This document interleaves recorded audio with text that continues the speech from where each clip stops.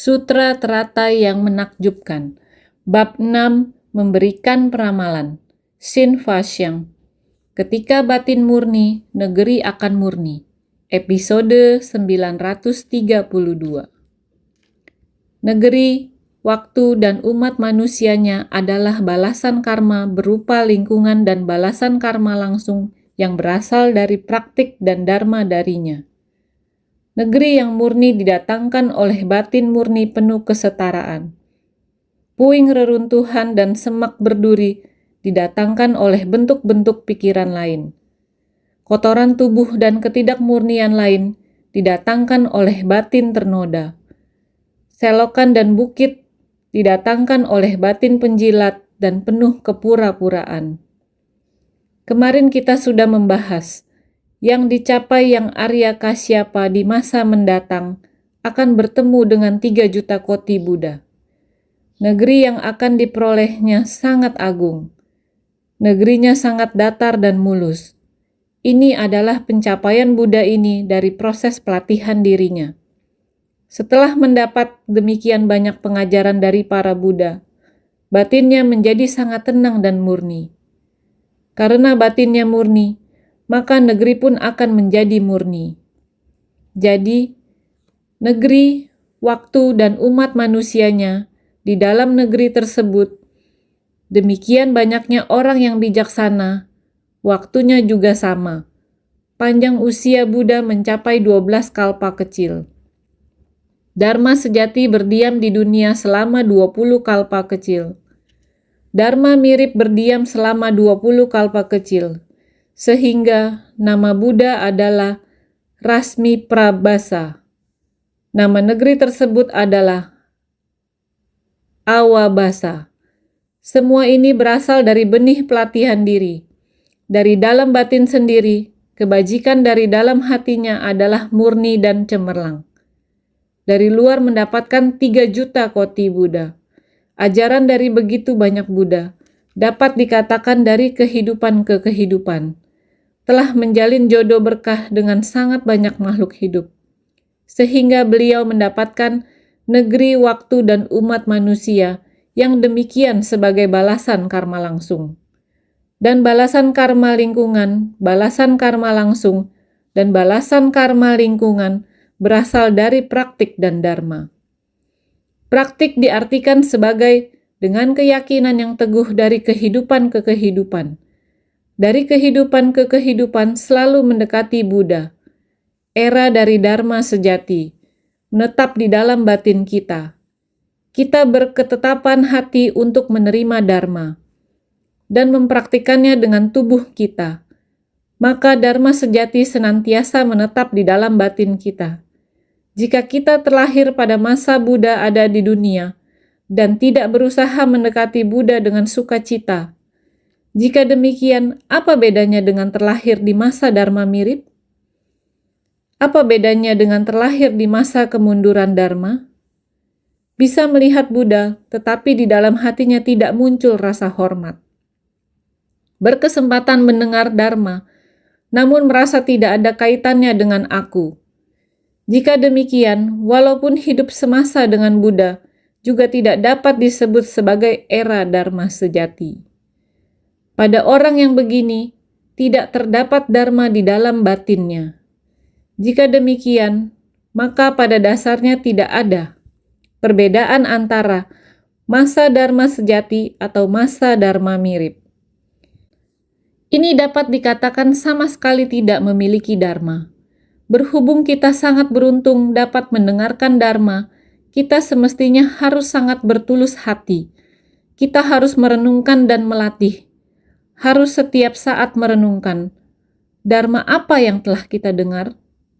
Apa manfaatnya di dunia ini?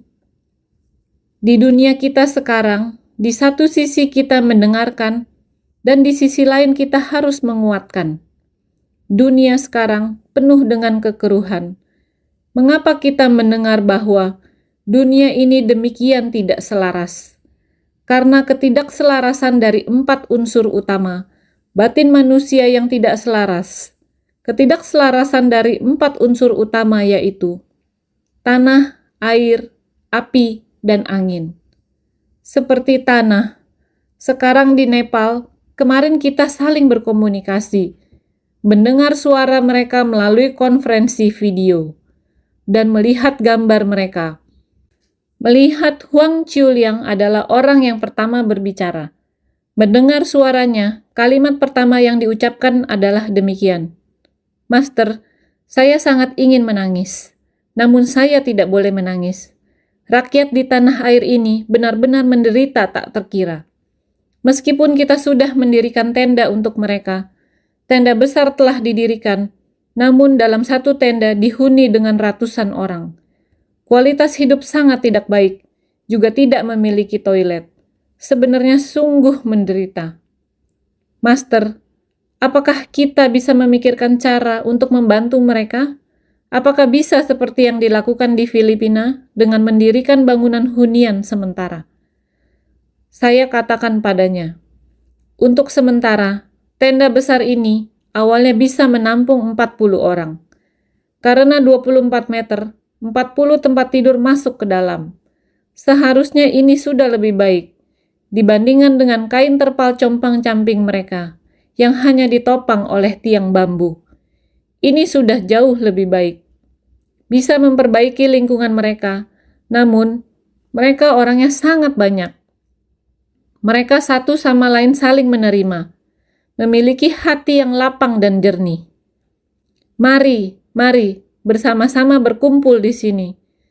Jadi begitu mereka terus masuk, tempat yang muat 40 orang diisi 100 orang lebih. Sekarang mari kita tambah tenda untuk mereka.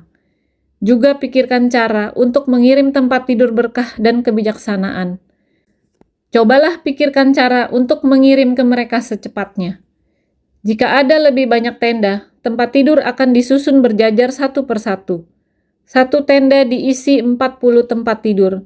Dengan demikian kehidupan mereka akan berubah total. Karena rumah prefabrikasi tidaklah semudah yang dibicarakan. Menunggu rumah prefabrikasi dikirim ke sana, setelah sampai masih harus dirakit kembali. Itu akan membuat waktu menjadi semakin lama. Sekarang ini kita berupaya untuk segera membeli barang-barang yang bisa didapatkan. Barang-barang yang bisa kita kirim dengan segera. Kita juga dengan segera mengirimkan tempat tidur berkah dan kebijaksanaan. Dalam jumlah banyak, ini dapat membuat keadaan mereka saat ini menjadi lebih baik, sehingga mereka tidak perlu tidur di bawah kain terpal. Ini akan membuat perbedaan besar. Kita perlu menenangkan pikiran terlebih dahulu. Fokus pada apa yang bisa kita lakukan untuk mereka saat ini, agar dapat melewati keadaan darurat ini. Inilah bagaimana kita bertindak di dalam dunia saha. Ketika 4 elemen tidak selaras dan elemen bumi tidak selaras, seperti yang kita lihat, dalam sekejap saja, tidak ada yang tertinggal, selain tumpukan dari pecahan keramik ubin dan batu bata, yang tingginya sampai beberapa lantai. Ini adalah ketidakkekalan, baik itu elemen tanah, udara, air, maupun api yang tidak selaras. Hal ini membawa penderitaan bagi dunia saha. Inilah kekuatan alam di dunia saha. Ada petaka akibat ulah manusia, ketidakharmonisan dalam hati orang. Asalkan saya senang, apa yang tidak boleh? Saya ingin marah, orang langsung marahi orang. Ini adalah kebebasan saya.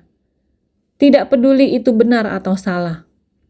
Saya akan melakukan apa yang bisa membuat diri saya senang. Tidak ada aturan. Ini adalah keresahan di antara orang-orang di masyarakat kita saat ini. Tetapi kembali ke dalam naskah sutra, Sang Buddha mengagumi Maha Kasyapa, yang akan menjadi Buddha di masa depan. Tetapi dia harus melewati 3 juta koti Buddha, harus masuk ke lingkup pendekatan, melayani, penghormatan. Menghormati 3 juta koti Buddha, dengan bersumbangsi, tentu saja, baru dikatakan kemarin kepada semua orang, jika kita melihat semua orang adalah Buddha, kita akan menghormati pada semua orang. Menghormati, semoga semua orang bisa terima niat ketulusan kita. Hati tenang dan damai, bisa terima pengajaran, sehingga negara ini bisa tenang. Negara ini bisa lebih banyak orang baik. orang bijak, orang yang kebijaksanaan, sehingga baru bisa meningkat. Kemudian dikatakan lagi, negeri yang murni didatangkan oleh batin murni penuh kesetaraan. Agar negeri ini benar-benar damai dan harmonis, kasih sayang haruslah ditunjukkan dengan setara. Dengan sendirinya, negeri dan bumi ini seiring waktu akan menjadi menguntungkan. Karena di dunia ini, langit, bumi, orang-orangnya juga akan menjadi murni. Batin manusia tenang dan murni. Kewelas asihan setara. Barulah dapat menghasilkan lingkungan yang harmonis dan damai. Mengapa ada puing reruntuhan dan semak berduri? Puing reruntuhan dan semak berduri. Ini didatangkan oleh bentuk-bentuk pikiran lain. Bentuk pikiran kita adalah tidak fokus. Batin pelatihan diri tidak stabil. Kurang perenungan pikiran. Sepanjang hari dipenuhi oleh kerisauan. Seringkali batin kita penuh dengan sampah. Berbicara seperti jarum menusuk. Semua tindakan kegelapan batin terus-menerus menyakiti orang lain. Sikap seperti ini ibarat penuh oleh puing reruntuhan dan semak berduri. Batin ternoda adalah hasil. Kotoran tubuh dan ketidakmurnian lain. Ini adalah batin yang tercemar.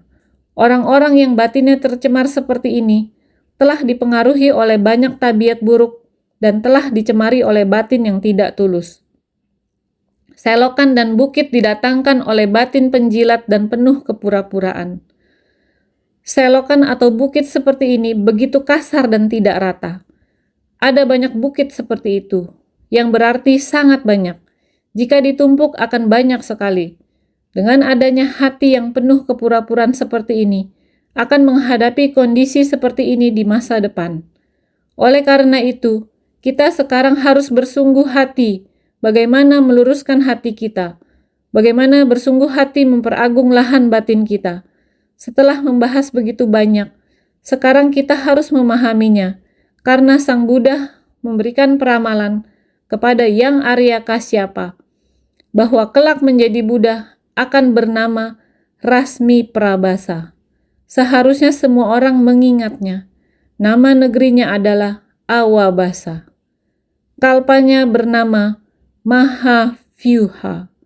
Masa itu adalah Maha Agung. Karena ada banyak orang bijaksana di dalamnya. Negerinya bernama Awabasa, kalpanya bernama Mahavyuha. Usia Buddha mencapai 12 kalpa kecil. Dharma sejati berdiam di dunia selama 20 kalpa kecil. Dan Dharma mirip juga berdiam selama 20 kalpa kecil. Sutra Teratai bab 6, bab memberikan peramalan. Sangat lama. Kalpa tetaplah kalpa, waktu yang lama. Naskah sutra berikutnya mengatakan, alamnya berhias keagungan, bebas dari segala kekotoran dan kejahatan.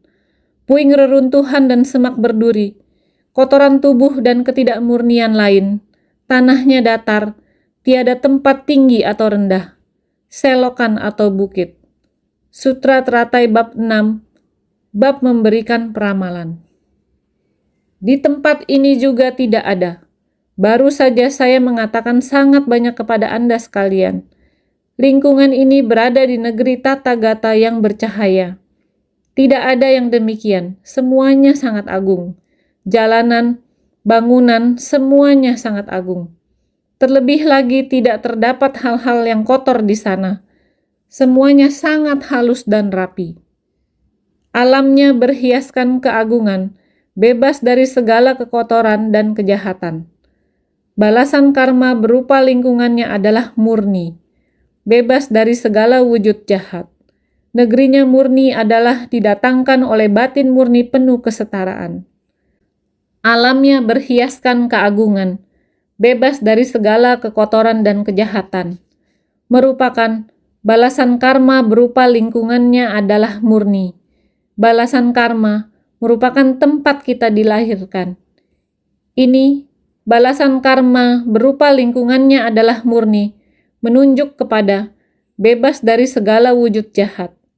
Maka, negerinya murni adalah didatangkan oleh batin murni penuh kesetaraan.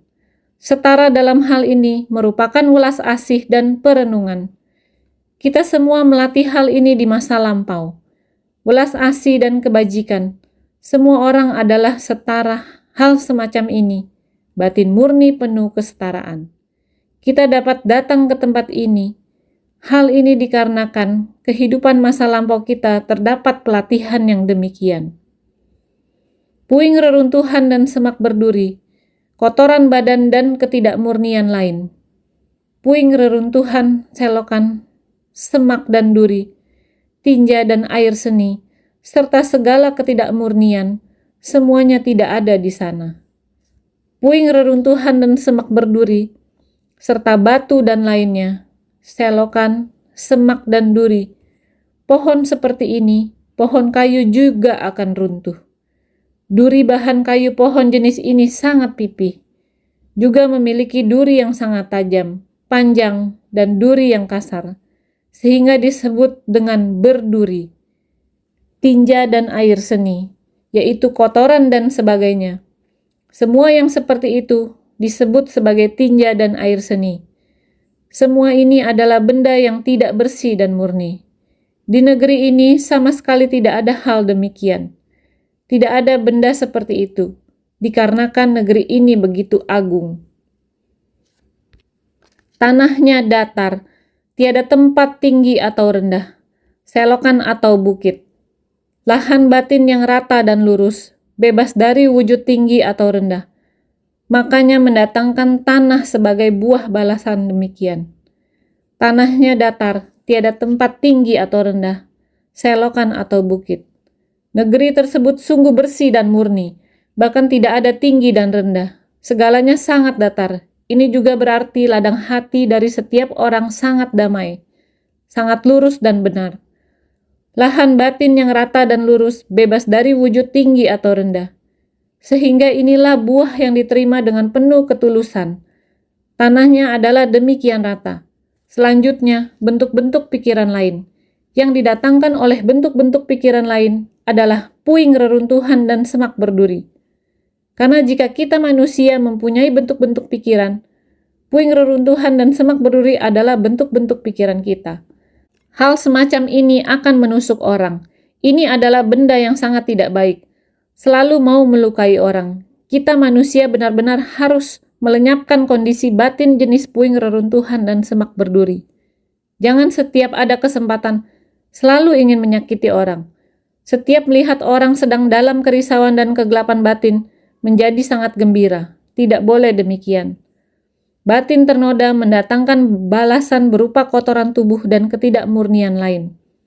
Karena batin kita yang ternoda, jadi yang akan kita dapatkan kotoran tubuh dan ketidakmurnian lain sejenis ini, yaitu di atas tanah yang tidak murni, bangunan tidak lengkap. Jadi kotoran manusia, jika seperti ini adalah sangat tidak bersih. Kita manusia jika memiliki batin ternoda semacam ini, dengan sendirinya kita akan menerima balasan yang seperti ini. Tempat tinggalnya juga sangat tidak bersih. Batin penjilat dan penuh kepura-puraan. Dia akan merasakan balasan berupa selokan dan bukit. Bentuk-bentuk pikiran lain mendatangkan balasan berupa puing reruntuhan dan semak berduri. Batin ternoda mendatangkan balasan berupa kotoran tubuh dan ketidakmurnian lain. Batin penjilat dan penuh kepura-puraan mendatangkan balasan berupa selokan dan bukit. Jadi, dapat melihat dengan jelas dalam naskah sutra, bentuk-bentuk pikiran, apa balasan yang akan didapatkan di masa mendatang? Mendapatkan lingkungan tempat tinggal, mendatangkan balasan berupa puing reruntuhan dan semak berduri. Jika batin ternoda, apa balasan yang akan didapatkan di masa mendatang? Lingkungan tempat tinggal di masa mendatang adalah mendatangkan balasan berupa kotoran tubuh dan ketidakmurnian lain. Jika kita memiliki batin penjilat dan penuh kepura-puraan, sekarang ini, di manakah balasan karma lingkungan kita di masa mendatang? Adalah mendatangkan balasan terlahir kembali di selokan dan bukit. Ini adalah lingkungan tempat tinggal kita. Karma lingkungan dan karma langsung. Semua berasal dari kehidupan masa lampau. Niat pikiran yang kita ciptakan, sehingga dalam kehidupan sekarang, ini di luar kendali kita sekarang. adalah balasan lingkungan demikian adanya. Ketika yang Arya Kasyapa mencapai kebudahan di masa mendatang, tidak akan ada hal-hal yang buruk di lingkungannya. Adalah lingkungan yang sangat agung. Batin orang-orang akan memiliki kebijaksanaan. Jadi kita harus benar-benar bersungguh hati. Para Buddha adalah bebas dari bentuk-bentuk pikiran lain, noda atau penjilat, sehingga alam mereka berhiaskan keagungan. Bebas dari segala kekotoran dan kejahatan. Dikarenakan hanya melatih praktik yang murni dan menakjubkan, makanya tanahnya rata dan dikelilingi oleh bunga mestika. Karena para Buddha sudah melalui demikian dan demikian. Begitu lama dalam melatih diri, seperti yang Arya Kasyapa, 3 juta koti.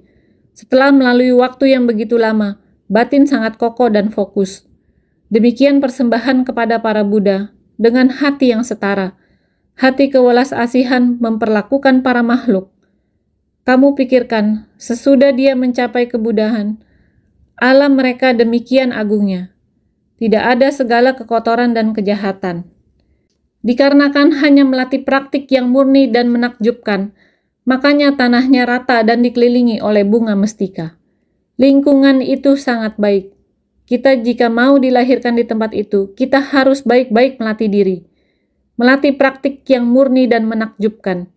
Harus batin yang sangat murni. Demikian tanahnya rata.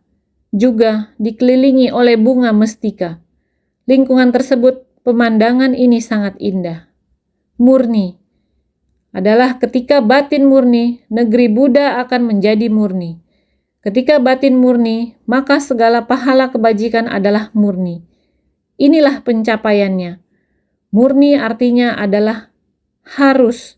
Ketika batin murni, negeri Buddha akan menjadi murni. Tempat mana adalah tanah murni? Tanah murni adalah jika batin, jika murni. Yaitu segala pahala kebajikan adalah murni. Dengan sendirinya bisa membuktikan, kemudian hari balasan karma lingkungan dan balasan karma langsung, maka akan berada di tanah yang demikian murni. Singkat kata, mempelajari ajaran Buddha harus bersungguh hati, setiap saat membersihkan batin kita. Jangan ada pikiran yang bercabang-cabang, jangan ada pikiran yang jahat, jangan ada berhubungan dengan teman yang bisa melukai orang, tidak mendatangkan manfaat dan hanya bisa menusuk hati orang. Ini puing reruntuhan dan semak berduri, selalu melukai orang lain, selalu mau mengacaukan masyarakat.